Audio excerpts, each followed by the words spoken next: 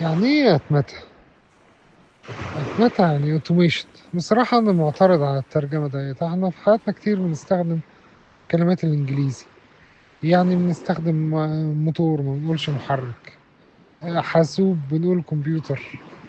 يعني حتى جمعها كمبيوترات او مواتير. فخلاص بقت كلمة عربية يعني. فاحنا ليه اتمتة بقى؟ خليه اوتوميشن وخلاص. عموما سواء اتمتة او اوتوميشن، هو ببساطة انك تسرع شغلك وتقلل التكرار اللي بتعمله كل يوم بايدك.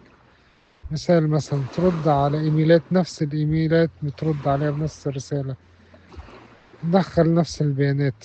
تكرار كتير جدا جدا جدا. الاوتوميشن ده بيسرع كل الحاجات ديت. انت بتسطبه مرة واحدة بيخلص لك شغلك بسرعة. فده الاوتوميشن بقى، او زي ما بيتقال عليها اتمتة. وانا شريف زكي، ودي حلقة جديدة من قناة فلوتوميشن، تعلم الاتمتة بالعربي.